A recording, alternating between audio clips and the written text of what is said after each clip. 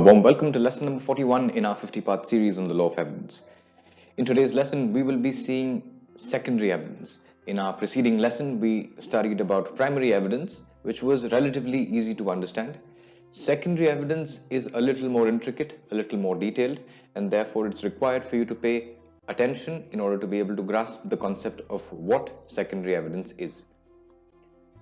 So let me just briefly take you through the legislative scheme as far as documentary evidence is concerned. So we've seen section 61 and 62 already. 62 deals with primary, 63 deals with secondary evidence. As you can see, it contains 5 subparts and we will be seeing this in some detail today. You can also see that there are some illustrations. And then we have already had a look at 64 and 65, which tell us that secondary evidence can only be given in some exceptional situations, as are stated in section 65.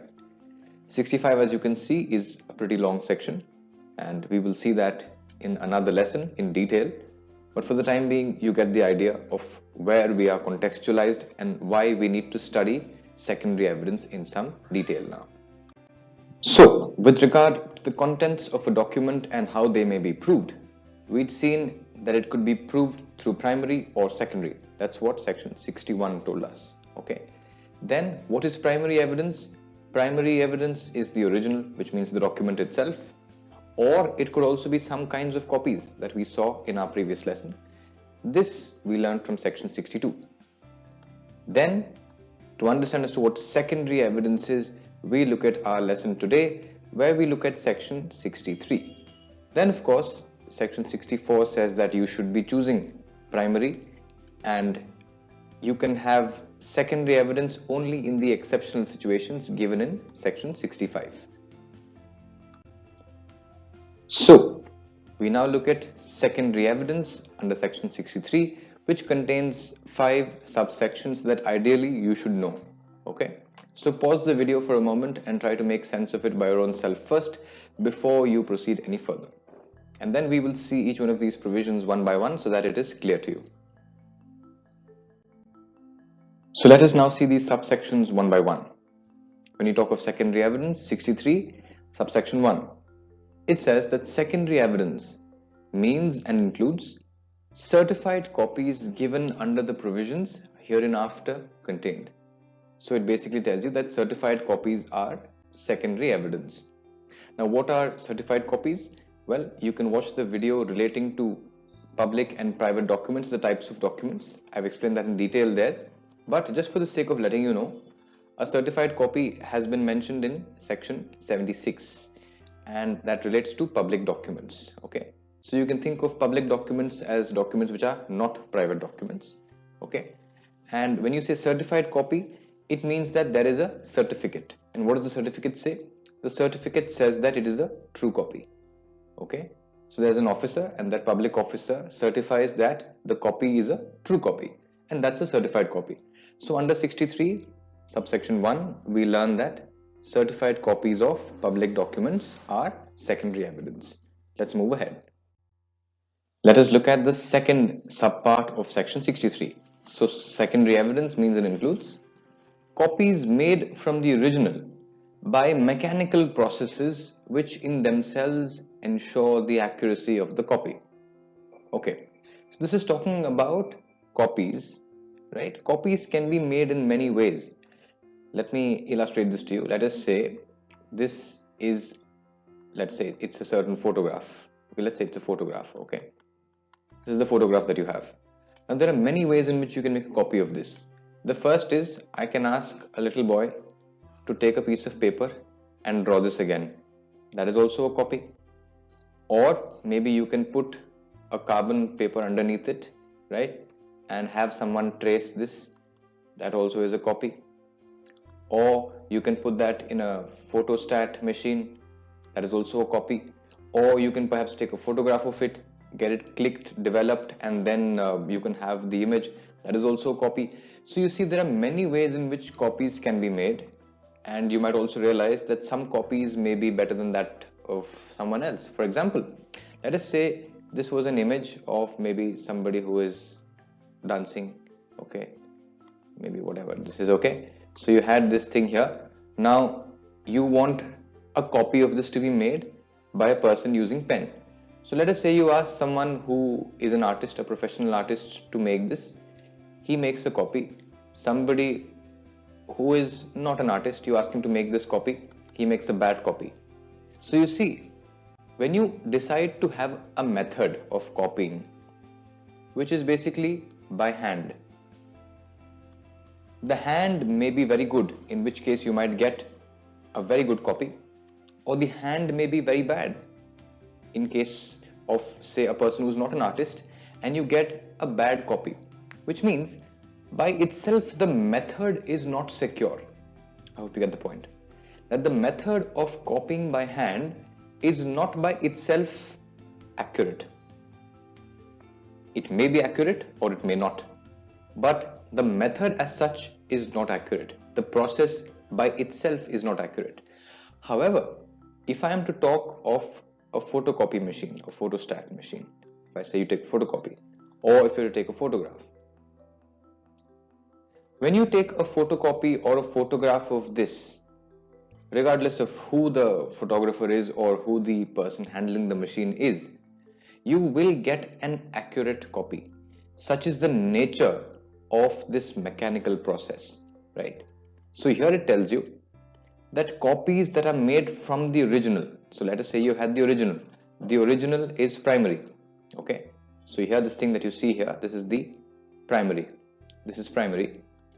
Now when you make a copy from the primary by a mechanical process which ensures the accuracy, then it is secondary.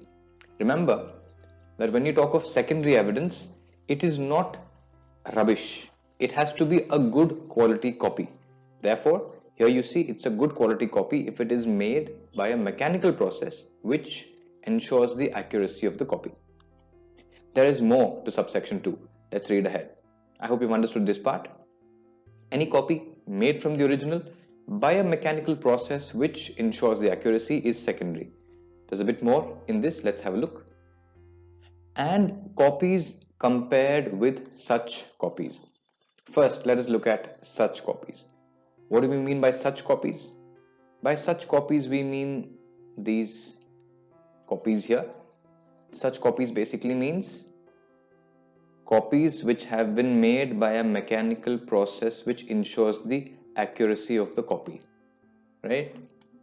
So it says that secondary evidence means and includes copies made from the original by this, and it also includes copies compared with such copies. Okay, now what is the meaning of compared? Comparison, like you understand, is basically the process of comparing two things, right? So when two things are compared, then you can see if they are similar or not, and once it has been compared, then it becomes more reliable. Now who is the person who compares this? Well, the comparison could be made by the court, or in terms of sometimes when the document involves an expert opinion, etc., then there are some agencies that do the comparison. For example, there is the government examiner of questioned documents, the GEQD, the government examiner of questioned documents. So you can have people who compare it, or it can also be some other official, some officer who can compare it, right? So comparison basically is the process whereby two things are compared, and then you come to know as to whether it is a good copy or not. Remember here that when you say copies compared with such copies, these can be any kind of copies, right? So which means it can be a copy that is drawn by a child, it can be a copy drawn by an artist, it could be a carbon copy, because here it is not specified as to what kind of copy it is. So take a moment, I've explained this to you, you can play it back and try to make sense of what you see in here. Subsection 2 is one of the harder subsections to understand. If you make sense of it, then you've pretty much understood the most nuanced part of secondary evidence. I will just repeat this once for you so that it is clear. So, under section 63 subsection 2, the first thing is, let us say you have the original, okay? You take a copy of this, but what kind of copy? Made by a mechanical process which ensures the accuracy of the copy. This thing is secondary. There is one more thing. If there is any copy which has been compared with this copy, then even this copy is secondary. So basically this copy is secondary and this copy which has been compared is also secondary. And this is the purpose of section 63, to tell us as to what secondary evidence includes. So we've understood 63 subsection 2. So as you can see, when you look at this first part of it here, when you have a mechanical process that ensures accuracy, comparison is not needed. No comparison is needed because the mechanical process itself is so strong. However, when you look at the next part of it, where we've seen that it's a copy compared with such copies here, then these copies require comparison. So you can have a look at the illustration which will clarify this point. A photograph of an original is secondary evidence though they have not been compared. Why? Because a photograph is a mechanical process that ensures accuracy. Therefore, no need for comparison. Okay, so you get the point. You can look at illustration A and this conveys the message for us. As far as the second point is concerned here, copies compared with such copies, you can look at the illustration C. Here it talks about a copy transcribed from a copy. Now when you're talking about transcription, maybe somebody has just been asked to write it down. That's a transcript. Okay. Now this is not a mechanical process that ensures accuracy. That's the significance of saying transcribed. This is not a mechanical process that ensures accuracy. Okay. But if it is compared, okay, then it is secondary evidence. That's what it says. So if it is compared, it is secondary evidence. But if it is not compared, then it is not secondary evidence. Okay. Now we look at 63 subsection 3, which basically contains 2 points. If a copy is made from the original, then it is secondary, which means it can be any kind of copy. It is secondary. So it could be a copy that is made by an artist, by a writer, it could be a draft. If it has been made from the original, it is secondary. That's the first thing. The second thing it tells you is that if it is compared with the original. So if anything has been compared with the original, then that is also secondary. So it could be any kind of copy. It does not require it to be a process that ensures accuracy or anything of that kind. Any copy, if compared with the original, becomes secondary evidence, which basically means the original should be available. You cannot compare it with the original if the original is not there. So if you can have a copy and you can have the original and you can compare them, that becomes secondary evidence. Now, 63 subsection 4. It talks of counterparts of documents as against the parties who did not execute them. Does this ring a bell? Does this look familiar? We have seen something similar to this in the previous lesson, which dealt with primary evidence. Let me give you a bit of a recollection.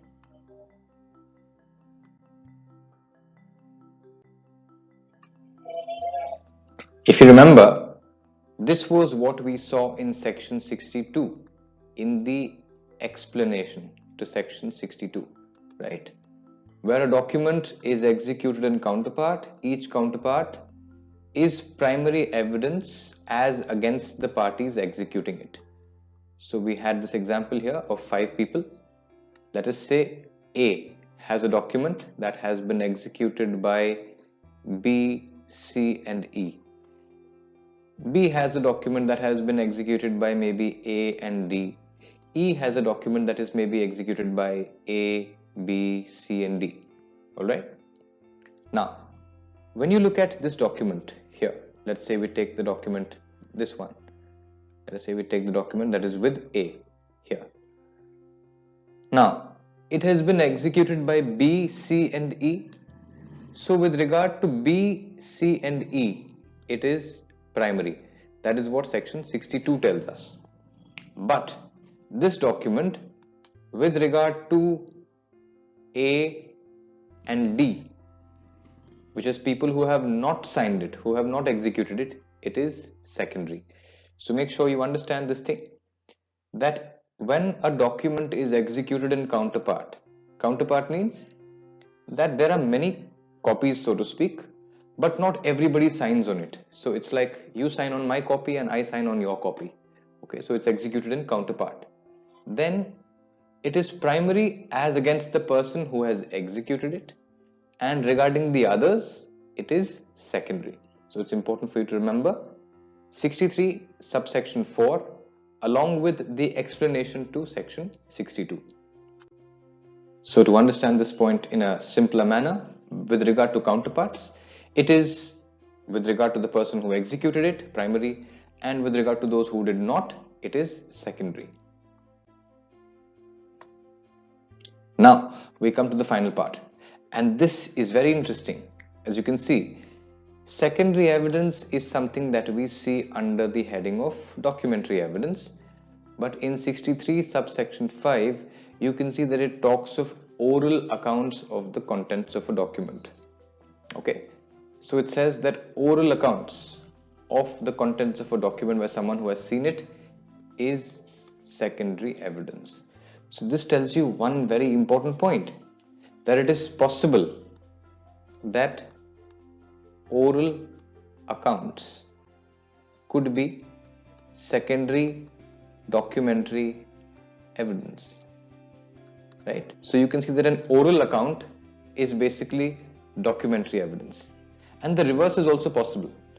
Something which is written down could be oral evidence. Let me show you. So we just saw in section 63 subsection 5 that it is possible that something which is otherwise oral qualifies as secondary documentary evidence. Now let me show you the opposite of that. Again, something which you can find in the Act.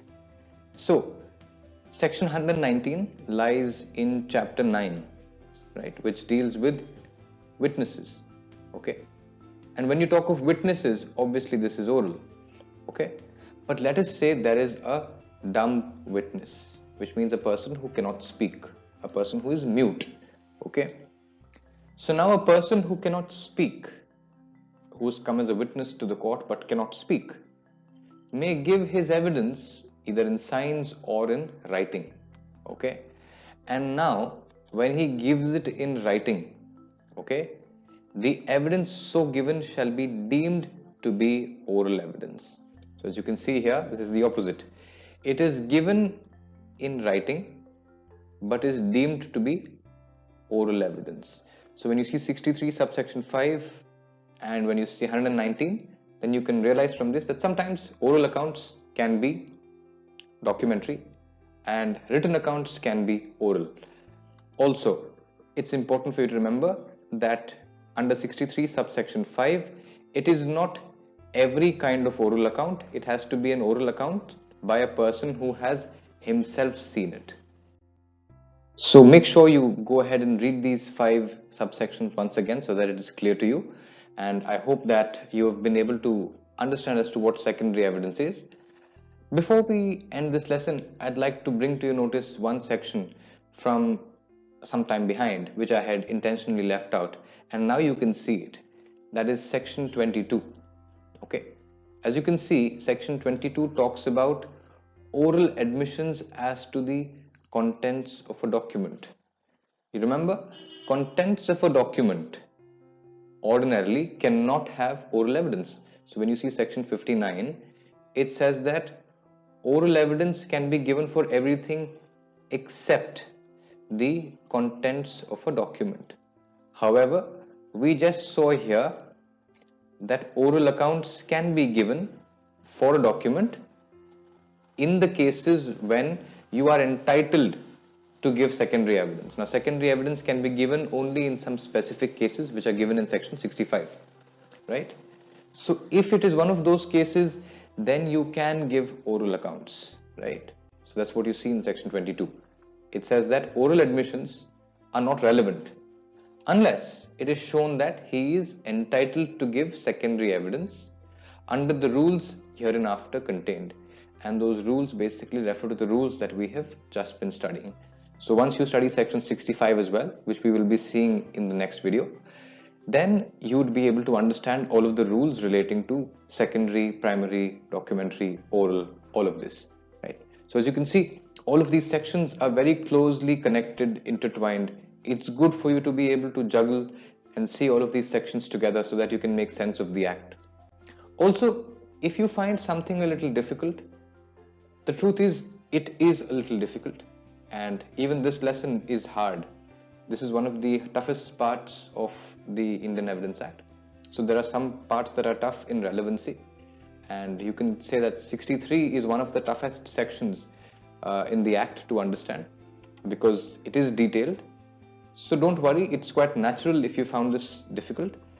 Just pause the video, spend some time, try to understand it, look at these sections together. The story will unfold itself and you will learn it, okay? So be patient with yourself and spend time with the BEAR Act and treat all of these sections, which are kind of difficult looking, as opportunities for you to be able to refine your skill, to be able to hone your skill of reading and comprehending a legislation. So with that, I hope that even if it wasn't fully clear, you have at least some idea of what secondary evidence is and how it is arranged in the scheme of the Act. Thank you so much for your patience. I wish you a good day.